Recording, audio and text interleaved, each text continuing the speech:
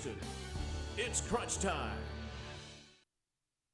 Welcome back to Crunch Time. Jeff Matthews and Bree Houston once again in the studio of 91.9 FM. Bree, let's just start. How was your weekend? I had a pretty good weekend. My weekend was amazing. It involved sports and food. Oh, that's and yeah. Hey, that sounds like a fantastic weekend in my opinion. Mine involved sports, food, obviously, and then school. Got to involve school in that. But I tell you what, there was just a lot of sports going on. I mean, basketball had already wrapped up, but we still have high school football. We still have the NFL, and Major League Baseball is finally on its end of their season. But I think just to start things out, I guess we're going to have to jump into the high school football. Now, the weird thing was Clarksville did not have any games. That's right, Jeff. No games were played last Friday night, week 9 in Clarksville due to COVID. So many games were canceled. I mean, I don't find that shocking necessarily, but I do find that interesting that, I mean, it's just unfortunate that it happens to the Clarksville area. But other areas still played. I know Cheatham County played. So we do have some scores to go over. So let's go ahead and pull up that graphic, and you guys can follow along with us. Springfield 47, Portland 19. Independence 56, Dixon County 0. Fairview 40, Harpeth 14. Creekwood 27, White House 7. Waverly 35, Houston County 22. Munford takes the win 35 over Dyer County 21. Stewart County 28. Camden Central comes up with nothing. Cheatham County 7, Hillwood 50. I was at that game. We'll talk about that one in a moment. Oakland 30, Riverdale 7, and then Davidson Academy 42 to Trinity's 3. I mean, a lot of these schools are getting blown out. I mean, sometimes these scores are not even close. One being Davidson Academy 42 to 3. Davidson Academy, they're kind of like the bullies, though. They really are. I mean, back-to-back state champions. Yeah. I mean, they are.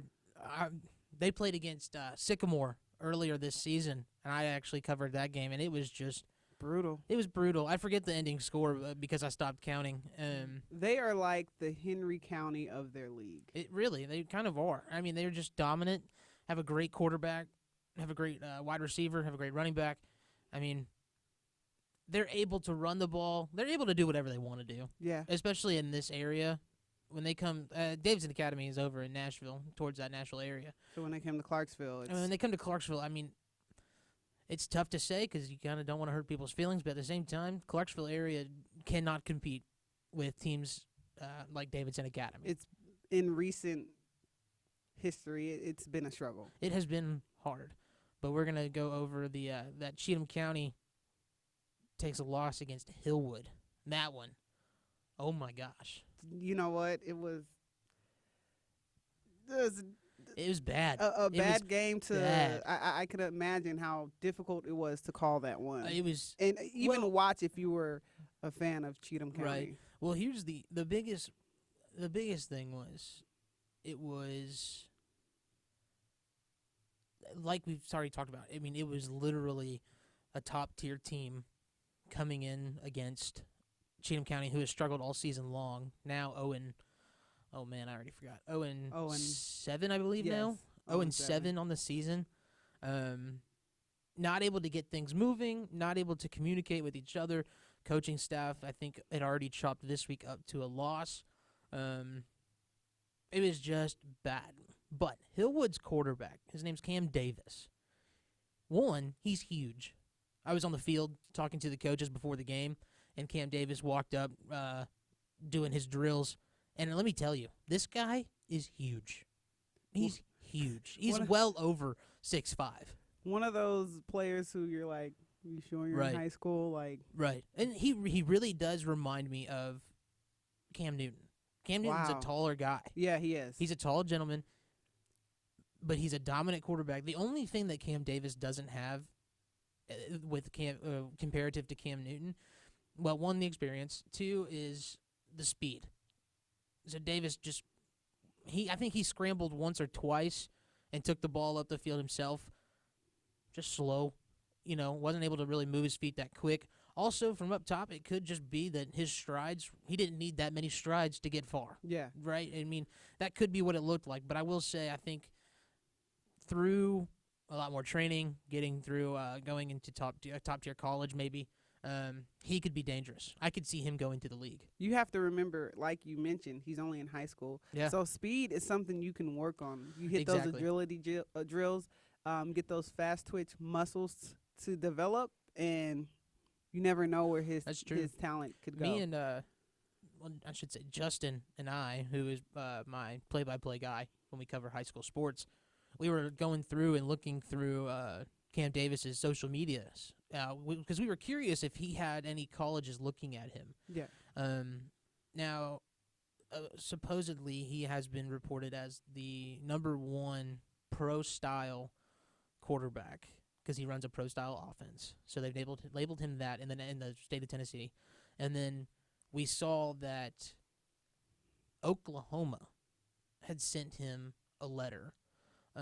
Now, the letter wasn't much. It didn't say that, it didn't say anything specific.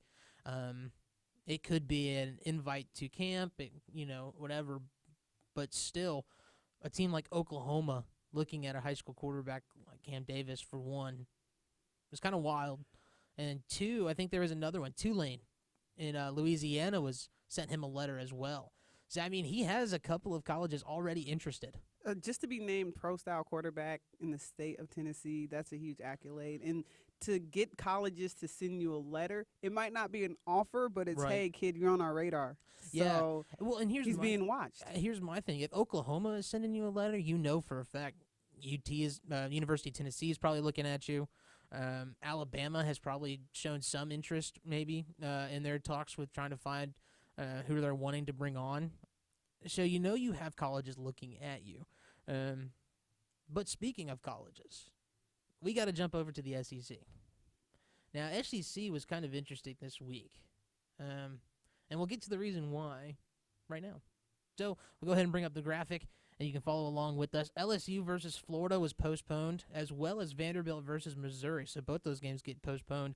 I didn't see whether it was for COVID-19 or if it was for a different reason. I'm assuming it had to have been for COVID. That's my only guess. I looked as well, and I could not find. Right. But we'll move on. South Carolina 30, Auburn 22. The big one. This one's the kicker. Kentucky 34, Tennessee 7. Those are my two teams, and they finally met up this week, so we're definitely going to have to talk about this one. Arkansas 33, Ole Miss 21, Texas A&M 28, Mississippi State 14, and then Alabama 41 to Georgia's 24. I mean, we just got to jump into the Kentucky-Tennessee game. I've been waiting. So both teams either have disappointed me each week. They were both disappointments in week 1. Week 2, all these weeks they were disappointments, and then they meet each other. UT had 3 interceptions, 2 of them which came from their starting quarterback. Yeah. You cannot win the game if you give the ball away. And 2 of those interceptions were pick sixes. Yeah, so the UT fans definitely hurt. I know our professor, Barry Gresham, he was elated this weekend. Absolutely. Barry Gresham has a strong love for Kentucky. Everything Kentucky. Everything. I'm pretty sure he bleeds blue and white. Probably close too. But I mean, I tell you what, it was so. I've never been. I will never say that I'm a fan of Tennessee. Right. I've just never gotten into Tennessee football. I've seen them have good years. I've seen them lately have bad years. Absolutely bad years. I will say I am happy to see that Kentucky takes a win over Tennessee. Why? I don't know. Because part of me feels like Kentucky has always, the past few years, Kentucky has always been so close to becoming a top-tier SEC team. And then this year it kind of feels like they're making that push just a whole lot more, especially taking down Tennessee. I mean, Tennessee has always kind of held that, high standard. When I think of Tennessee or Kentucky, it's just a basketball school in my mind. That is true. So yeah. I think of one and done. I think of Coach Kalahari. That's what I think of when I think of UK. So to see them actually making strides and doing well, having a good week, I would say, in football, It is kind of surprising to me. It is, but we'll leave it at that because we got to keep going. But I will say, last thing about it, Kentucky, I don't know. I'd like to see them make a run for a. Careful. I know, right? The hardest thing is they have to. I mean, there's so much more that they'll have to do. I don't think it can happen this year, but next year, after kind of getting things under control, looking at where they can make adjustments and all this other stuff, I think Kentucky can go up against some of the best SEC teams. I don't know if I can agree with you. Yeah, well, we'll have to see next season. I mean, you make some off the wall statements that you stand by and you're pretty sure of. You got to go big or go home. Okay. All right, moving on to the NFL, starting with the hometown Tennessee Titans. 5-0. 5-0. Like, let's talk about that for a second. At the end of last season, so Titans make it to, help me out here, what round did they made it to? They made it to the ALCS. Correct? ALCS, that's baseball. Yeah, I'm like, ALCS? Oh, man. They made it to the American League American League? Championship game. Okay. Yeah. AFL. Yeah, I'm right. Something. Sometimes. Baseball's on my mind. We'll get to baseball here in a little bit. Someone's a huge baseball fan. Yeah. That guy. After last season, we'll leave it at that. After last season, a lot of people did not think that the Titans were going to be able to come in this season and perform to that tier that they did last season. And they kind of performed well after Mariota. I mean, last season, Marcus Mariota played half the season, and then they brought in Ryan Tannehill. And then Tannehill took the starting position, and then the Tennessee Titans went on a run, make it deep into the playoffs. They made it to the playoffs. Make it deep into the playoffs. I mean, taking out the Patriots and then taking out the Ravens. Yeah, they lost to the Chiefs. Correct. Who won the Super Bowl. So the biggest thing is a lot of people did not think that they would come into this season performing to the level, the caliber that they are. Well, Tennessee, in a sense, their fans remind me of the Cowboy fans. Easy. Okay. No offense. But every time that Tennessee Titans get a new player, it's our savior. Marcus Mariota, he was the guy that was going to take them far. Right. Then Tannehill coming. Okay, yes, now we got it. We got the pieces to the puzzle. Now we're going all the way. Oh, Derrick Henry. We definitely have it. We're going all the way. No one can stop us. So there's excitement around the team. However, I was talking to a buddy before the show talking about how the Titans are 5-0. Right. And he pointed out you have to look at the teams that they've played so far. That's true. They've played teams that have only won one game. Well, and also the Texans were probably the toughest team that they've played so far. Now, they did come up with a win in overtime. I mean, you can see that they struggled. I mean, a lot of people did chop it up to be the Texans taking out Tennessee last week, but I don't know. I see a lot of fight in this Tennessee Titans team. I mean, they're doing well. I'm not going to rain on their parade. They're doing well. Derrick Henry with an amazing stat line. Let me read it off to you. 22 carries, 212 yards, 2 touchdowns. Of course, he had the run for 94 yards into the end zone, but that averages out to almost 10 yards a carry. So, I mean, he's a beast. And, they get the win from Henry. The last play, he's in Wildcat. He takes it in, scores, into the game. But, I mean, there's a lot of excitement, and there's a lot of reasons for Tennessee to be excited, their fans to be excited. There's something to celebrate next week. Well, you say that. However, left tackle Taylor Lewan out with a torn ACL for the rest of the season. I mean, that's a huge loss. He was a big member of their offensive line. Had a lot of penalty issues last season. I mean, enough to where, he came out and apologized to the fans for having such big penalty issues. I mean, it was almost, it felt like, I should say, every other play on the offense, he would get an offside, or he would get a false start. And so, but now he's been able to clean that up this season. We don't see it much. I don't think he might have had a couple this season already, but now he is out. And so that begs the question of who's going to take over that left tackle position for the Titans, and can they keep that left? One of the biggest, most important positions in football is the left tackle.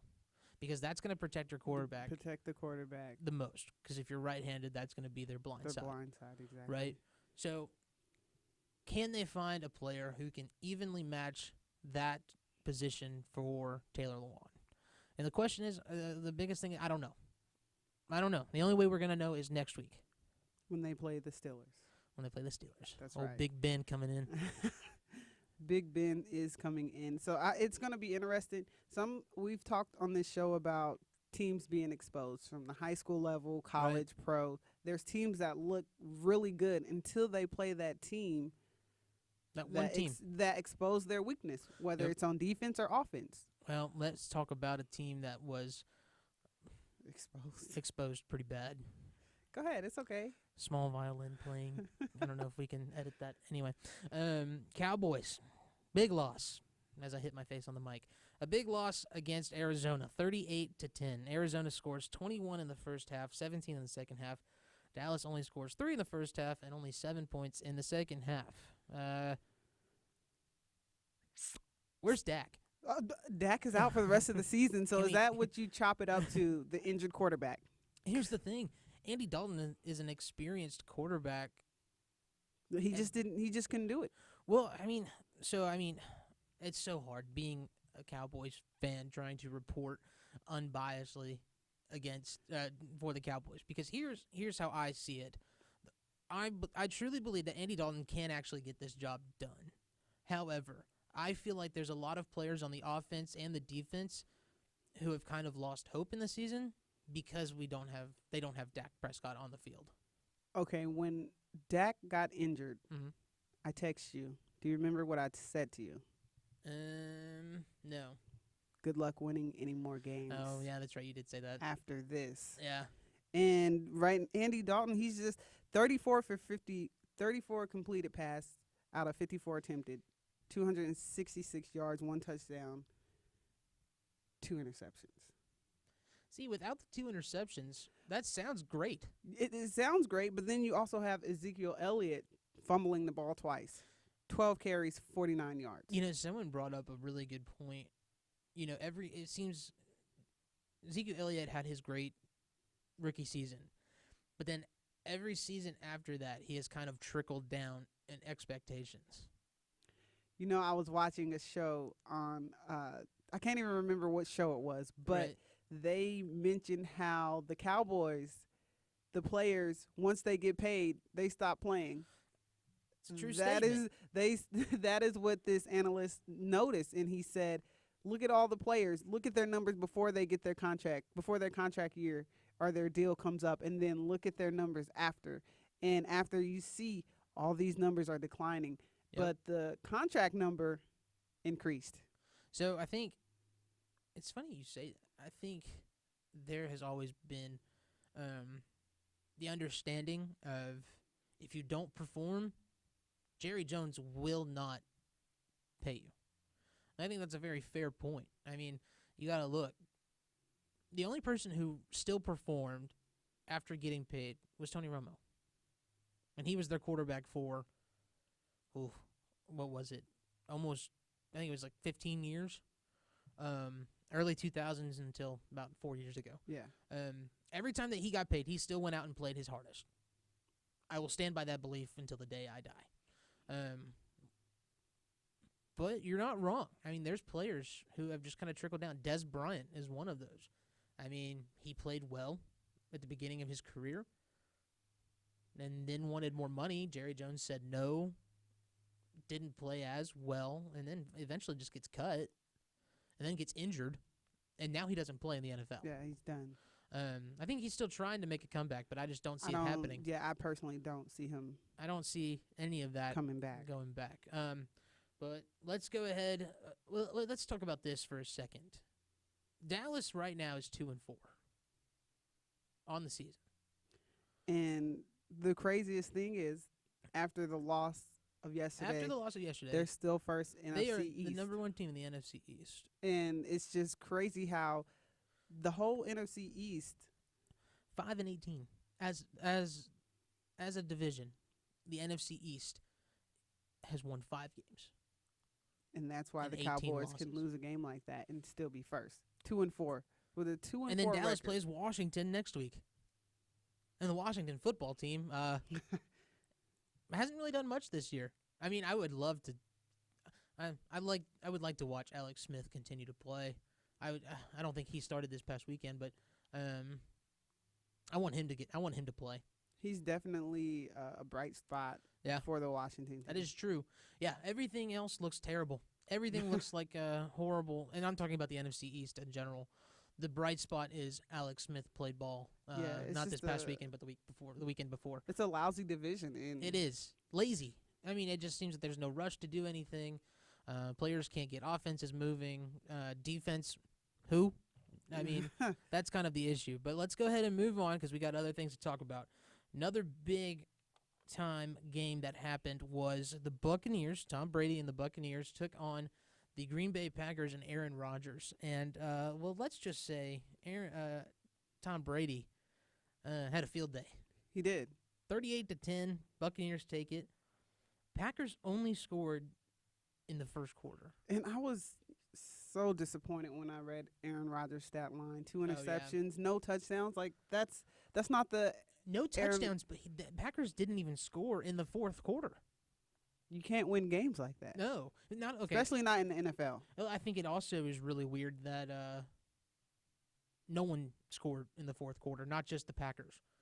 Even the Buccaneers didn't even score in the fourth quarter, which I think is weird. I don't know how many. Like I feel like I don't ever see that often, actually ever, that no one scores in the fourth. In the fourth quarter, yeah. Yeah. Maybe it wasn't a big a deal for the Buccaneers because they're up. Yeah, I don't know. I don't know. It's weird, but the Buccaneers are looking strong. 4-2, I believe, on the season for Tom Brady. I think he's really enjoying this new team. I think he's still trying to figure things out, like where he's like his comfortability level, I think, and just trying to play the best that he can with a different offense, a different system. But he's looked good. 17 for 17 out of 27, 166 yards, 2 touchdowns. That's a great line to have. Oh, it is. Aaron Rodgers, on the other hand, struggled. Just couldn't get things moving, I guess.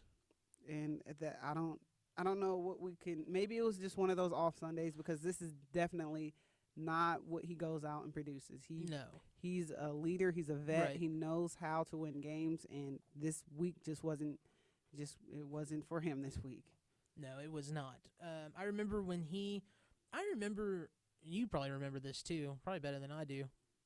But I remember when Brett Favre left and Aaron Rodgers took over for the Green Bay Packers.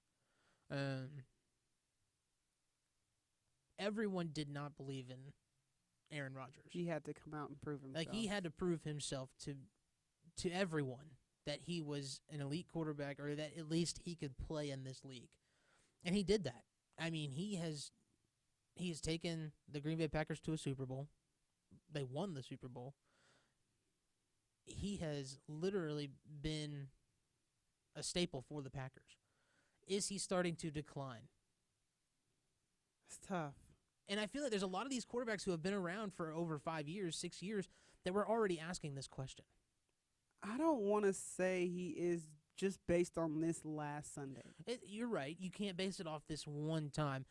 But what you could say is the Packers have not performed to that level of expectation that I know Packers fans hold in the past 2 years. They've definitely dropped down in production, if you will. But I can't say that Aaron Rodgers is declining in game.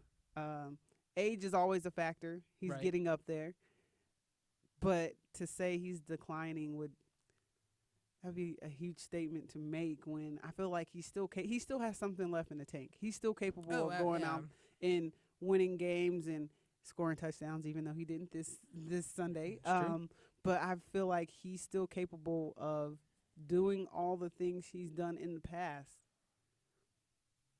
Well, let's go ahead and move on to kind of the biggest topic in the baseball world, and actually all sports, because I think it's been touched on by everybody. So the Atlanta Braves played on Sunday. Yes, that's right, Sunday. Yeah. So they played on Sunday, had Game 7 against the Los Angeles Dodgers. Braves lost Ugh. 4-3 with Bellinger hitting a go-ahead home run. I believe it was in the 5th is when he hit that. So Braves lose. Now, all right, I'll touch on the game itself. That game that I watched first pitch to the end of it. This game, in my opinion, was not a pitching problem by the Atlanta Braves, as most people would say. A lot of people would come out here and tell you that the Braves' pitching was the problem. It wasn't. It was the batting. Braves couldn't hit a baseball to save their life in most situations. Swanson hits a home run, takes the team up. I think it was 3-2 at the time. And then before that, Marcell Ozuna drove in a couple of runs. I might be wrong on that, actually. I know Marcell Ozuna brought in Ronald Acuna Jr. for 1 point, but then Swanson hit another one. Either way, that was kind of the it. Nothing else really happened on the bat side for the Braves. Their pitching looked good. Gave up a couple of home runs. But, man, it was not the pitching that a lot of people would believe. I think the Braves have a really strong pitching rotation. The rookie, Ian Anderson, he pitched well all throughout the series. Kyle Wright had issues. That was the game that that Los Angeles Dodgers scored, I think it was 11 runs in the second, and then that was a struggle by Kyle Wright. But then Max Fried has come out, and he has been strong for the Atlanta Braves, and he has pitched well. So I don't want to. I'm not going to chop this up to pitching. I'm going to think that it's the batting error, batting struggles for the Atlanta Braves. Well, I have a question. Last show we talked about how many trades this team had to get to that point. Do you think they need to make more trades to be successful and go to the World Series by next year? I think what the Braves need is Mike Soroka back on the mound. Mike Soroka got injured. I believe it was his ankle early in the season. Now, of course, early in the season was only a couple months ago because it was a 60-game season, yeah, COVID. Condensed season. Mike Soroka is probably I would come out and say that he is one of the best pitchers in the league right now for the National League. He has been an all-star. He has come out. He can paint the corners, in my opinion. He's just a strong pitcher. So I think getting Mike Soroka healthy is the number one priority for the Braves. On top of that, I think they need to sign Marcell Ozuna to another year contract, and then they need to set it up to where they can keep Swanson, because I believe his contract expires here in the next year or two. So I think that's all that I would say that needs to happen for the Atlanta Braves, is keeping Marcell Ozuna, making sure Freeman gets his payment, even though I think he has 3 or 4 years left on his contract.